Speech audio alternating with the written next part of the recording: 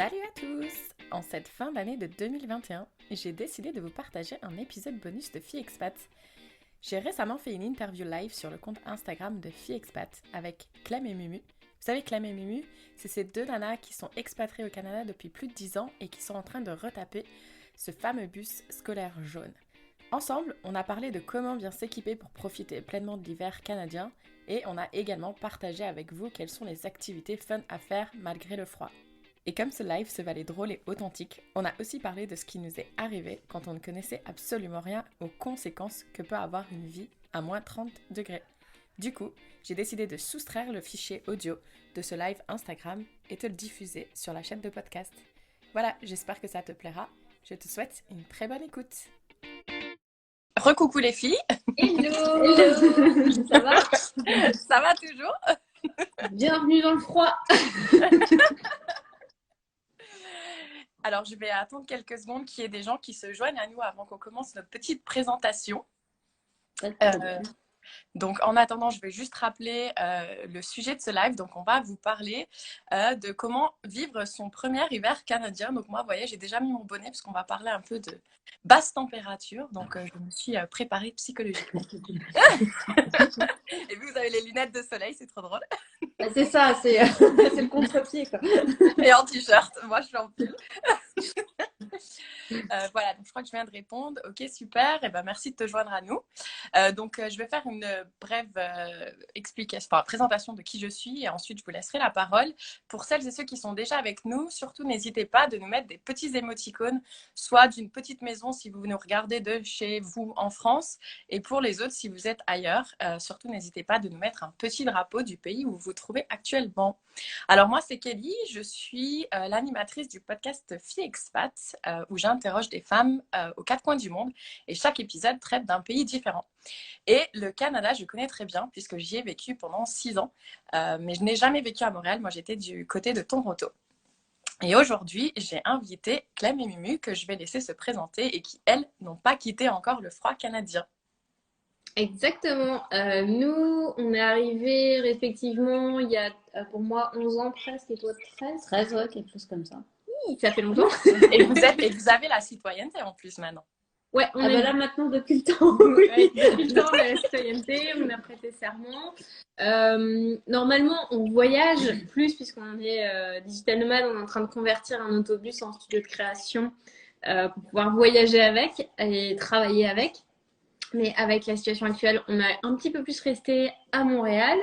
Et à côté de ça, on aide les créatifs à se lancer en indépendant en les accompagnant à travers des formations, des formations gratuites, des formations premium et toutes sortes d'accompagnements. Et on a une agence créative toutes les deux aussi où là, on aide les entreprises et les organismes du monde de l'éducation et culturel dans leur communication. Grosso modo. Super. D'ailleurs, n'hésitez pas si vous avez des questions à vous poser. Coucou Magali.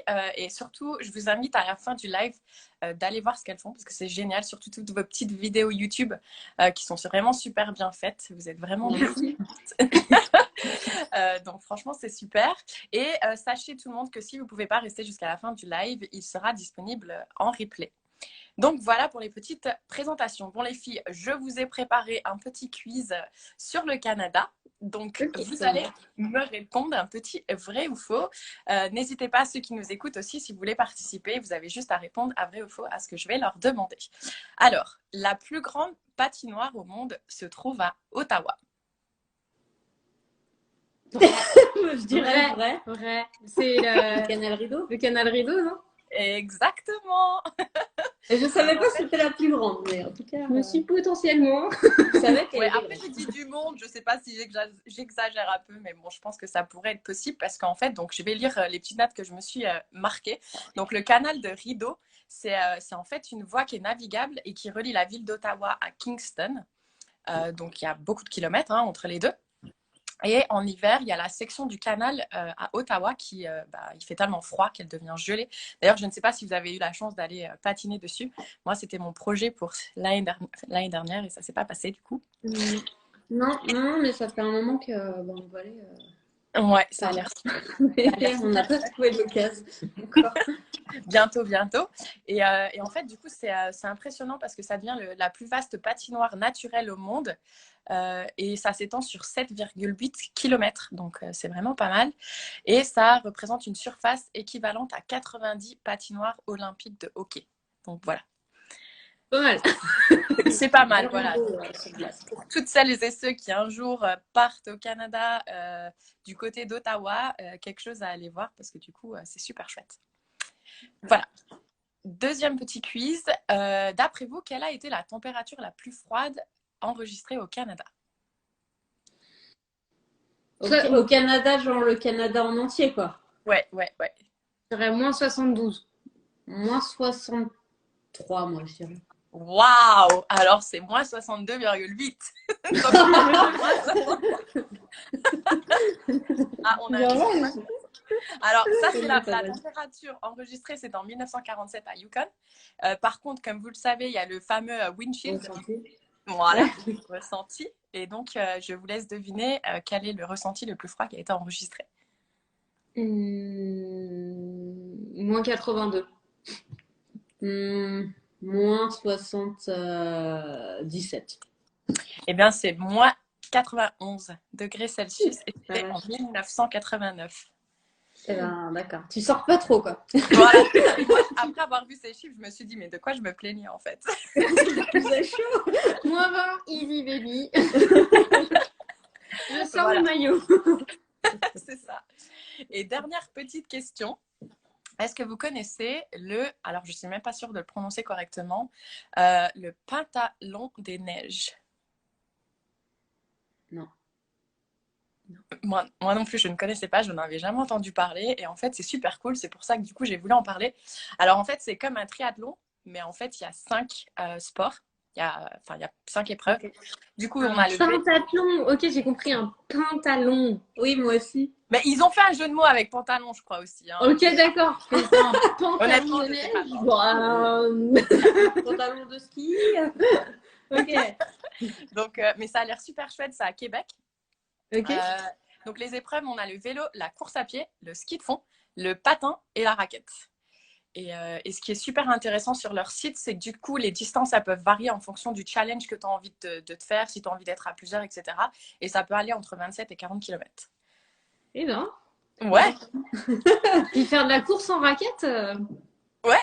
Mais du coup, si vous êtes motivé, ça se passe au mois de février, me semble. Et les inscriptions peuvent se faire. Faut que je te fasse une confidence. Moi, le truc qui me fait le plus kiffer au monde, je n'en fais pas, c'est le biathlon. Ah. J'adore regarder le biathlon.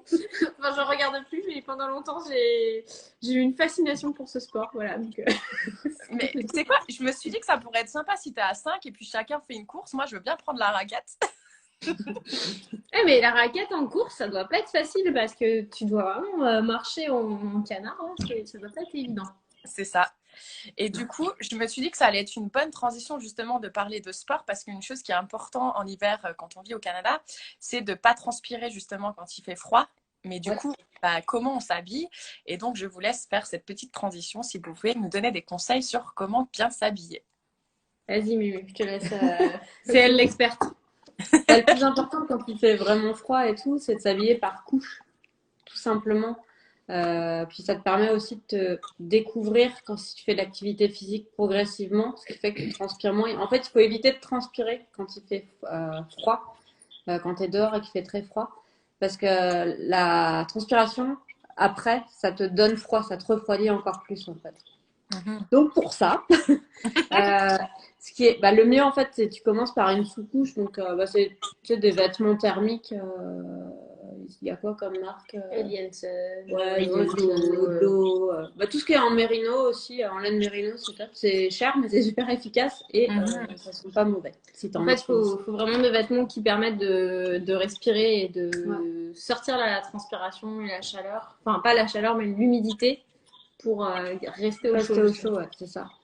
Et puis ensuite, une fois que tu as mis cette première couche, tu peux mettre une polaire, par exemple, ça marche bien. Un sweat très chaud, on peut mettre ça aussi. Ça va dépendre de la température. C'est sûr qu'une grosse polaire, ça peut être assez efficace si tu es dans du moins 40, quoi. Et à côté de ça, après, bah, tu mets un gros manteau, tu te poses pas de questions. Puis après, bah, c'est pareil, tu vas choisir ton manteau en fonction de ce que tu fais. Si tu es en ville et que tu attends le bus pendant 30 à 40 minutes parce qu'il passe pas, là, tu mets la grosse doudoune. Le truc, tu sais, il y a en duvet, souvent, tu as des indices. Genre plus 600, plus 800, c'est bien pour pas avoir froid l'hiver. Et sinon, après, il vaut mieux avoir un manteau de ski plus classique si tu vas faire du sport. Parce que comme ça va t'éviter de transpirer. Parce que si tu as une grosse doudoune, tu vas transpirer et tu auras froid après, en fait, dès que tu vas t'arrêter. Donc, bah, c'est un petit peu. Ça, c'est pour le haut. Pour le bas, bah, c'est pareil. Tu peux mettre bah, des sous-vêtements, des caleçons thermiques, donc en matière spéciale, là, synthétique et laine mérino, les mieux. Et après, bah, tu vas mettre un pantalon de ski ou quelque chose aussi en Gore-Tex si tu fais des activités extérieures pour pas avoir trop chaud, mais qui vont être imperméables aussi pour pas te mouiller. Et après, ce qui est hyper important, surtout, c'est de ne pas avoir froid aux pieds et à la tête. Les extrémités et les mains aussi, c'est important. Vive les moufles. Ouais. Sérieusement, les moufles à -20, c'est indispensable. Avoir des gants, c'est... Est-ce que vous êtes du genre à mettre 2 couches au niveau des mains ou une seule couche? Non. Des bonnes moufles, ça suffit normalement. Ouais. Bah encore, ça dépend où t'es, quoi. Si t'es en ville, moi je garde des bons gants qui sont chauds en cuir et ça suffit la plupart du temps. Dès qu'il fait trop froid, genre je passe le -20, je passe au moufle. Mais quand j'étais au Nunavut, bah j'avais des mini gants tout fins et j'avais des moufles en plus. J'étais bien au chaud. Puis les moufles, c'était des pinces, quoi. Je faisais pas grand chose avec. Et du coup, ça doit être super pour, si tu veux prendre des photos avec ton. Comment bah, c'est pour ça que tu as les sous-gants dessous qui sont petits, comme ça tu peux prendre tes photos rapidos et tu remets dans tes grosses moufles, quoi. Bah, l'autre jour, on était à Québec et il y avait un vent très glacial. On était Enfin, c'était une journée de gros verglas. Et... Donc, tu te dis, oh, à 0, ça passe, mais il y avait un gros vent bien froid, là. Ça a été... Je suis restée 15 minutes les doigts dehors parce qu'après, c'était trop... Ils allaient tomber. Ils allaient tomber. Parce qu'ici, tu as quand même des risques d'engelure, peut-être pas à 0 degré, mais tu as des risques d'engelure à vraiment prendre au sérieux. Parce que si tu n'as pas envie de perdre tes mains, il faut vraiment y faire attention. Il y a les chaufferettes aussi que tu peux avoir. Ouais, ça j'avais adoré quand j'ai découvert ça. Je sais pas si vous voulez en parler un petit peu pour ceux qui connaissent pas. Bah, c'est comme des espèces de petits sacs de, je sais pas ce qu'il y a dedans, de sable. Et puis tu les secoues pour les amorcer souvent et puis ça se met à chauffer et ça chauffe pendant 6-8 heures. Puis du coup tu peux les mettre dans tes chaussures pour te réchauffer les pieds, dans tes mains, mais aussi ça m'est déjà arrivé justement au Nunavut dans le manteau, dans toutes les poches disponibles. Oui, d'ailleurs. Pour ceux qui ne connaissent pas le Nunavut, c'est dans le nord du Canada et il y a plein d'ours polaires et il fait très froid. Voilà. En gros, elle est un petit peu folle. C'est ça, la marche. Ceux qui ont peur du froid, c'est peut-être pas le meilleur endroit. Et puis elle n'y était pas en mode hôtel, hein. Non, elle a fait du camping là-bas où il faisait moins 40 la nuit. Voilà, c'est juste pour donner un contexte de il fait froid au Nunavut. Mais encore une fois, tout est dans l'équipement. C'est pareil, on parlait, tu vois, on a parlé des gants, mais les chaussures, je trouve, limite, c'est un des trucs les plus importants pour pas avoir froid. Donc, l'hiver, souvent, nous, on a des grosses bottes, en fait, avec des chaussons qui sont amovibles, qui sont hyper chauds. C'est fait pour ça. D'ailleurs, dans le Grand Nord, ils portent que ça.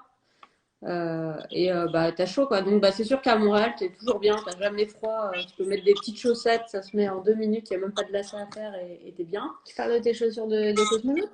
Non, les bafins. Ah, ok, d'accord. Ça, c'est des chaussures vraiment hyper adaptées, quoi. Puis tu peux aller dans la neige avec, tu peux faire de la raquette, tu peux tout faire avec. C'est sûr que ça reste un petit budget, mais c'est le plus chaud. Et puis c'est vrai qu'une fois que tu as ça, t'es bien pour la suite, quoi. Puis après, un bon bonnet. Moi, j'ai déjà du mal à voyager léger, mais alors là, j'ose même pas imaginer si tu dois mettre tout ça dans une valise. Ça doit pas être facile. Ah de toute façon, nous, ce qu'on recommande, moi, ce que je recommande, toi, tu me diras, c'est plus finalement pour ces vêtements plus shows techniques ou comme surtout les chaussures, je dirais, c'est bien de les acheter sur place. Oui. Plus que en France où tu n'auras pas le matériel adapté, les chaussures chaudes, c'est pas aussi chaud que ce que tu vas trouver ici. C'est comme les doudounes ou vraiment les vêtements chauds. Les vêtements de ski et tout, tu peux trouver tout ce qu'il faut en France. Mais vraiment la grosse doudoune chaude pour attendre à l'arrêt de bus ou rester planté des heures à discuter dehors. Ou faire les Glowfest. C'est ça. Et vaut mieux attendre d'être au Canada. Ils ont des trucs un peu plus adaptés. Mais par contre, il faut quand même voir qu'au Canada, tout ce qui est vêtements comme ça, plus plein air, c'est cher. Ouais, Il faut c'est cher. avoir un budget. Mais par contre, mon dure. dernier manteau, je l'ai gardé 10 ans. Donc, Ouais. Moi, j'ai une poutre. Je l'appelle la poutre parce que c'est pas un truc que tu mets où t'es sexy du tout. c'est Ça très ressemble cher. à rien. C'est juste chaud. Mais ouais, je l'ai acheté en arrivant ici. Ça a coûté $1000. Mais 10 ans plus tard, je me dis $100 par an. Finalement, Par ça va. an, c'est J'ai chaud. Putain. Et puis, pour toutes celles et ceux qui envisagent d'arriver au Canada, justement de la France, en plus, l'euro, je crois, il est beaucoup plus fort que le dollar canadien en ce moment. Carrément. Donc, même si ça paraît cher, l'un dans l'autre, je me dis que ça peut être quand même rentable. Ah ouais, carrément. Mhm. Et avoir froid, c'est pas. Enfin, ici, il faut se mettre au chaud, être bien équipé. Puis quand t'es bien équipé, tu peux profiter de l'hiver. Ouais, Sinon, tu souffres. Et t'as pas envie de sortir, donc tu restes chez toi et puis tu regardes juste la télé et tu deviens grognon et ça va pas. C'était moi ça. Je voulais pas sortir toute seule, alors je faisais pas grand chose et je suis devenue grognon et je suis partie. Mais parce que j'avais découvert la raquette et ça, c'est vraiment quelque chose qui m'a énormément plu. Parce que du coup, je trouve que c'est un peu comme une session de méditation, ça fait vraiment du bien. Et, mais par contre, une chose importante aussi, c'est le cache-visage ou cache-nez, je sais pas trop comment ça s'appelle. Mais il coûte pas cher en plus et je l'ai trouvé super pratique. Par contre, tu vois, quand tu fais du ski, le ski au Québec, le ski par -20, c'est pas la même chose du tout que de faire du ski à Val d'Isère. Un jour, j'ai oublié, parce que quand tu vas dans les stations de ski au Québec et qu'il fait -20, tu ne vois que des Robocop. Et tu sais pas qui est qui. Et du coup, il y a un jour où j'ai installé tout mon truc pour pas avoir froid et j'ai oublié une toute petite partie de ma petite bouée sur le côté. J'ai descendu la piste et en fait, j'étais totalement brûlée parce que avec l'effet du vent plus l'effet de la vitesse, le ressenti, il est à -50, donc tu te brûles en fait. Oh, waouh! C'est pareil, la première année où je suis arrivée au Québec, je suis allée skier. Donc j'avais mes affaires de ski d'Europe. Et j'avais pris pour skier des lunettes de soleil comme ça. En se disant pourquoi ils ont tous des masques, c'est moche. Sauf que j'ai descendu une piste et j'avais dû descendre sans lunettes et je suis allée m'acheter un masque parce que avec vu que c'est très froid et la condensation que tes yeux dégagent, et ça gèle. Donc tu vois rien. Tu sais, c'est là où tu découvres des problèmes que tu pensais pas que ça pouvait exister en fait. Exactement. Pour moi, mettre un masque de ski, c'était juste quand il y a une grosse tempête de neige, quoi. S'il fait beau, t'en as pas besoin. Mais s'il fait beau et froid, très froid, oui. Bon, vous avez donné des super conseils. Moi, j'ai peur du ski, donc du coup, j'ai pas expérimenté ça. Mais du coup, d'ailleurs, en parlant d'activité, quelle est pour vous l'activité au Canada hivernale que vous adorez faire? Moi, j'aime bien la raquette pour le côté où c'est facile. T'as pas besoin d'avoir trop d'organisation non plus. Le snow aussi. Moi, c'est le snow. Le snow. Si j'avais pas aussi, c'est rigolo. Ouais, ça, je crois que j'en ai jamais fait. Enfin, j'en ai fait, mais dans des petits près de chez moi, mais rien de grandiose. Mais beaucoup de raquettes. J'ai fait beaucoup de raquettes par contre, et ça, c'est vrai que j'ai adoré parce que c'est simple. Et une fois qu'on se met à bouger, on n'a pas du tout froid. Et donc, c'est super sympa. Et j'en avais fait à la péninsule de Bruce. Et il y avait une énorme tempête de neige la veille. Donc, quand on est arrivé à la péninsule, il n'y avait personne. Donc, c'était nous qui faisions, entre guillemets, le chemin. Ça doit être magique. C'était magique. J'ai pris des tonnes. J'ai même fait un Reels dessus parce que c'est vraiment un moment... en plus, on revenait de la Jamaïque, donc c'était marrant parce qu'on venait de passer de 35 à moins 35. C'est la fille dans les extrêmes. Mais c'était vraiment, vraiment incroyable. Non, mais super. Est-ce que vous avez d'autres conseils? Je ne sais pas si on a parlé de votre vidéo YouTube justement où vous donnez un maximum de conseils par rapport à ça. Si vous avez un lien sur votre compte. Suffit d'aller sur la chaîne YouTube Voyage en roue libre et puis tu mets vêtements hiver et tu vas la trouver. Je suis dessus. C'est un grand bonhomme rouge, c'est moi. Comment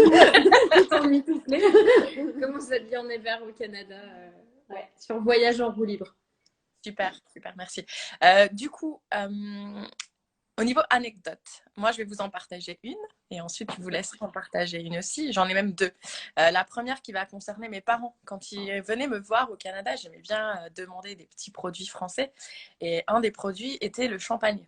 Donc, un petit warning à tous ceux qui ne sont jamais allés au Canada l'hiver et qui ramènent une bouteille de champagne dans leur valise parce que le champagne est très cher au Canada. Ne le mettez pas sur le balcon ou sur votre rebord de fenêtre comme on a tendance à faire parfois en France l'hiver parce que là-haut, dehors, c'est un congélateur en fait. Et au bout de quelques heures où je demande à mon papa, mais elle est où la bouteille de champagne qu'on se l'ouvre? Il me dit, je l'ai mis sur le balcon. J'étais, pardon. Et la bouteille de champagne a bien sûr explosé. Donc je ne sais pas si ça vous est déjà arrivé de faire exploser des choses comme ça à cause du froid. Non, je crois pas. Que... Moi, j'ai fait ça, mais c'est en Australie dans un congélateur, donc ça n'avait rien à voir. Là, t'as oublié, tu l'as mis et t'as oublié. Ouais, mais c'est pas du champagne, ça va. C'est une canette de coca, mais j'étais surprise par l'extension du. Donc ne mettre aucun truc trop longtemps. Si, ça m'a déjà. À Igloo Fest, quand tu prends une. Donc, Igloo Fest, c'est un festival de musique électronique à Montréal.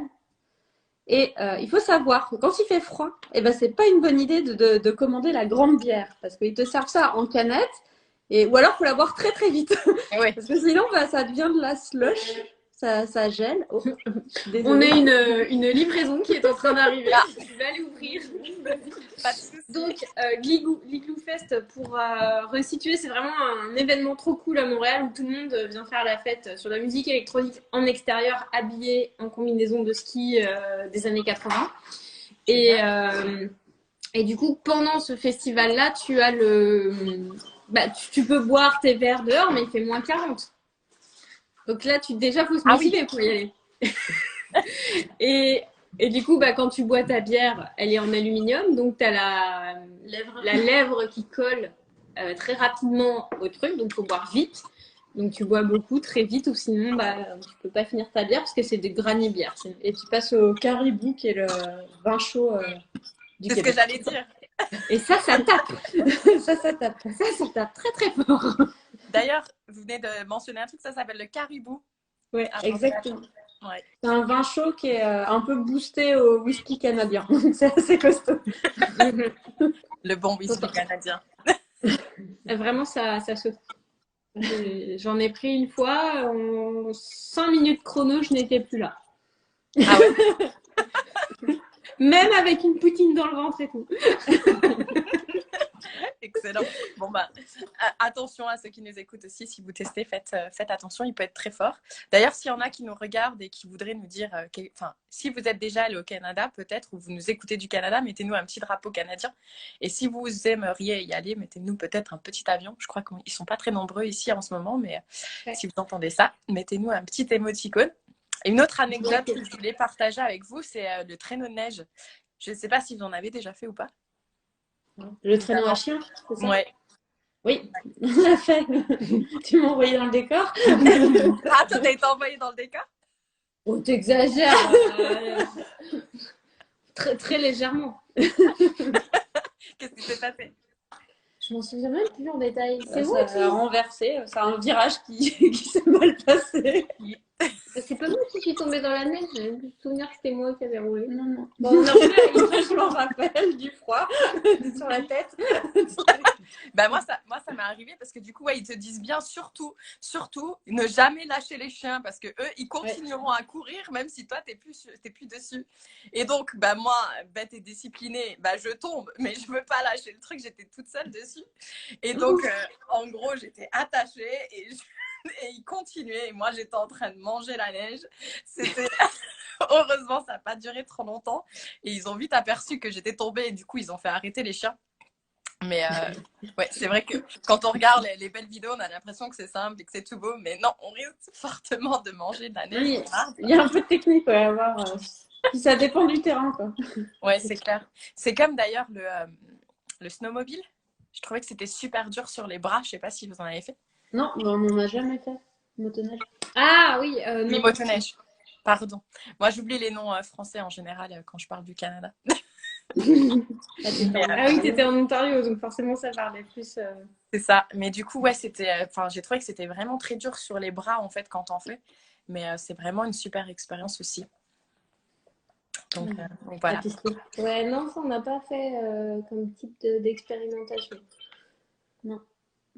Ça Un me- jour, peut-être. Ouais, One day, maybe. Pourtant, ça fait 10 ans, tu sais, c'est quand tu vis depuis longtemps dans un pays, t'as tendance après à à dire, ouais, je vais le faire. je vais le faire, puis tu le fais pas parce que bon, t'as dans le truc dans le carré.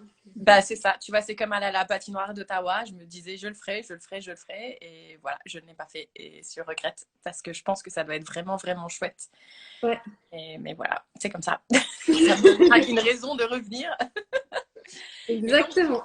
Et donc, du coup, ça va faire déjà presque 30 minutes. On avait dit qu'on allait essayer de s'en venir à 30 minutes. Est-ce que vous auriez d'autres conseils à donner si une personne envisage de venir s'expatrier à Montréal? Ouais. Est-ce que vous... Le truc, c'est de profiter au maximum de l'hiver. En fait, l'erreur qu'on peut vite faire, c'est vu qu'on a froid, on a la flemme de sortir et tout, mais d'avoir le bon équipement et de se motiver à bouger en hiver, à faire des trucs en hiver, parce qu'il y a plein de trucs à faire, hein. Tu peux aller faire du patin dans la ville, tu peux aller faire de la raquette, tu peux aller faire des igloos, tu peux faire de la luge, tu peux faire plein de trucs. Et quand tu profites de l'hiver, ben, tu kiffes. Mais c'est sûr que si tu restes chez toi, étant donné qu'il fait nuit très tôt en hiver ici, à 15h30, il n'y a plus de lumière, il faut vraiment se motiver, bouger et être en action. Et là, tu t'en profites à fond. Alors que quand tu restes dans ton canapé devant Netflix, ça devient plus difficile. Et trouver des gens aussi qui ont envie de bouger avec toi. Et sur l'expatriation en soi, en dehors de l'hiver, moi je pense que c'est un truc qui est cool parce que ça t'ouvre vraiment à autre chose, à plein de découvertes. Si tu as envie de te lancer à ton compte ici, c'est quand même très facile aussi. Donc c'est un bon endroit pour démarrer. Moi, je parle pour le Québec, c'est peut-être plus facile, à mon avis, d'arriver début de l'été ou dans l'été qu'arriver en plein hiver aussi. Où les gens, c'est sûr que. Ça va être plus difficile de faire des rencontres peut-être. Ouais, je pense que c'est plus difficile de faire des rencontres l'hiver parce que tu as quand même moins de choses. Tu as quand même des festivals et tout qui sont ouverts. Après, avec la période actuelle, avec la période actuelle, c'est différent, mais en temps normal, tu as des trucs, mais beaucoup moins qu'en été où il y a tous les soirs, il y a des choses, il y a des spectacles, il y a des choses à faire. Et c'est sûr que peut-être que l'hiver, tu sors peut-être moins en soirée, tu vas peut-être plus aller faire des choses plein air dans la journée. Mais c'est vrai qu'arriver le soir, il commence à faire froid. Les Québécois sont quand même. Et c'est quand même. En tout cas, Montréal est une ville où tu fais quand même pas mal la fête. Donc, tu peux faire la fête en bar aussi. Moins maintenant, actuellement. Mais sinon, il y a quand même un côté festif. Mais arrive pas au mois de mars. Oh, il fait trop froid? Non, le mois de mars, t'es en bout de course de l'hiver, tout le monde en peut plus de l'hiver, tout le monde est saturé, déprimé, puis tu passes de il fait très beau, très chaud, à il va y avoir une tempête de neige, ça fond, et du coup tu as tout le truc toute la neige qui fond, et si tu veux, une ambiance pesante parce que tout le monde est en mode j'en peux plus de l'hiver, et je veux du soleil. Moi je suis arrivée au mois de mars. Et quand je suis arrivée, on m'a dit alors, t'aimes ça le Québec? J'étais pour l'instant, je sais pas encore. Puis aussi avec la neige qui fond, ça fait que tout est sale, tu vois. Et au mois de juin, j'étais comme une ouf. J'étais mais c'est trop bien le Québec, c'est trop génial. Alors que le mois de mars, c'était un petit peu plus difficile dans l'environnement, si tu veux. C'est un peu comme le mois de novembre à Paris. Même ici, le mois de novembre, c'est pas le meilleur mois pour arriver. Ouais, mais tu sais que t'as l'hiver qui arrive, donc il y a quelque chose de... Tu rentres dans l'hiver, t'es pas dans la fin. C'est pas pareil, je trouve. Ouais, mais moi je vous rejoins parce que du coup, je suis arrivée le 1er novembre moi au Canada. Et c'était très dur parce que j'arrivais seule, je connaissais personne. Bah, Et, c'est ça. et même si, enfin, moi, j'adore sortir et j'ai aucun problème à inviter les gens chez moi, à faire des bouffées, etc. Et mes collègues, ils étaient pas très, parce qu'en plus, là-haut, enfin, moi, en tout cas, mes collègues, ils ont leur petite vie et c'est pas comme un peu à la française où on va sortir régulièrement avec ses collègues. Et j'ai eu énormément de mal. D'ailleurs, j'ai failli partir au bout d'un an parce que du coup, j'avais énormément de mal à faire des rencontres, en fait. Et c'est vrai que moi, je recommanderais aussi d'arriver peut-être en mai. C'est là où tout le monde commence à sortir, les couleurs, elles commencent à arriver. Et moi, dans ma ville, c'était marrant parce que quand il y avait le premier week-end où il faisait beau, on a l'impression que la population, elle a triplé dans la ville parce qu'il y a tout le monde qui sort, tout le monde attrape des coups de soleil et tout le monde est content et fait des barbecues. Et je trouve que c'est une super période pour arriver du coup au Canada. Et faire des rencontres. Et puis aussi, quand tu arrives, c'est un conseil, ce que tu peux faire. Ça dépend aussi dans quel contexte tu arrives. Mais par exemple, Clem, toi, tu arrives en PVT, où il y a des groupes de PVTistes et tu peux commencer à rencontrer des gens. Et en plus, ce qui est bien, c'est que c'est des personnes qui arrivent, donc vous en êtes au même stade pour découvrir la ville et tout ça aussi. Donc, je pense que c'est intéressant. Ou alors, bah, moi, je suis arrivée pendant mes études. Donc, bah, forcément, avec les gens avec qui tu es en cours, tu sympathises, quoi. Oui. C'est vrai que nous, à l'époque, on n'avait pas encore trop ça, tout ce qui était. Bon, on avait les réseaux sociaux qui avaient commencé. C'était un forum hein, quand je suis arrivée, c'était pas Facebook. C'est ça. Donc, moi, je me souviens avoir utilisé l'application Meetup, du coup. Et j'allais à des. Enfin, je suis pas très sportive. Donc, du coup, j'avais été à une soirée. C'était les femmes qui aiment le vin et la bouffe italienne. Et on devait tous ramener un plat italien qu'on avait cuisiné et une bouteille de vin. Donc, c'était sympa aussi, donc ça m'a permis de rencontrer quelques copines, c'était cool. C'est ça. Et de faire ça, de ne pas hésiter à se joindre à des événements organisés justement faits pour rencontrer. Parce que quand tu arrives, surtout si tu es tout seul, ça aide. Et puis il y a aussi des événements qui sont autour d'apprentissage de langue, parce qu'il y a énormément de communautés, de langues qui sont parlées au Canada. Et comment ça s'appelle? On a des copains qui ont fait ça, ce qui permet de rencontrer des locaux, des personnes issues d'immigration, enfin un peu de tout quoi. Et du coup, c'est sympa parce que tu peux apprendre des langues, chacun a son badge. Je veux apprendre telle langue et moi je parle telle langue, et du coup, tu peux nouer des relations comme ça, c'est sympa aussi. Ouais, excellent. T'as quelques idées. Eh ben, je sais pas, j'ai pas vu de questions passer, donc je sais pas si mais moi j'en ai pas vu. Je pense que tout le monde est encore en train de faire les fêtes en famille. Certainement. Moi, c'est fini. Là, c'est Noël chez les grands-parents. Mais là, normalement, tout le monde a repris le travail le 27. Ouais, mais c'est les vacances quand même, hein, c'est les vacances scolaires et tout. Oui, c'est pas faux. Il y a un petit ralentissement quand même entre Noël et Nouvel An. C'est vrai, c'est vrai. Moi, j'avais envie de rester active, donc du coup, voilà. Bah, nous, on bosse aussi en même temps. Ouais. Ouais, je trouve que c'est une bonne période justement pour bosser parce que tout le monde est un peu, enfin, est occupé. Ah bah là, je vois une personne qui nous a rejoint, qui est d'ailleurs à Montréal, si je me trompe pas, la zone podcast. Elle est à Montréal depuis 9 ans, si je dis pas de bêtises. Enfin, voilà. Et du coup, elle fait un podcast, la zone podcast, j'imagine. Ouais, tu regarderas, c'est super intéressant comme thème. D'accord, on regardera ça. Voilà. En tout cas, c'était trop cool de nous inviter. On espère que ça inspirera à travers le replay aussi et que ça va donner des idées. Donner des idées pour appréhender l'hiver au Québec. C'est clair. Et moi, j'attends avec impatience mon invitation pour la cérémonie de la citoyenneté. Donc, du coup, comme j'ai laissé mon manteau d'hiver à Montréal, j'espère vous y croiser lors de ma... avec plaisir. Voilà. Donc, je ne sais pas quand est-ce que je vais être invitée. Vous savez comment c'est, hein, c'est très aléatoire. Donc, du coup, voilà. En tout cas, merci beaucoup pour vos précieux conseils. Merci à toi. Merci. Et à toutes celles qui verront le live ou le replay, n'hésitez pas à aller voir ce qu'elles font. C'est vraiment génial. Merci beaucoup. Merci. Bon après-midi à vous, du coup, parce qu'il est que 13h chez vous, 13h30, 14h. Exactement, ouais. C'est ça. Bon après-midi. Il nous reste 2 heures de soleil. Allez, profitez, sortez, allez. Travaillerez ce soir.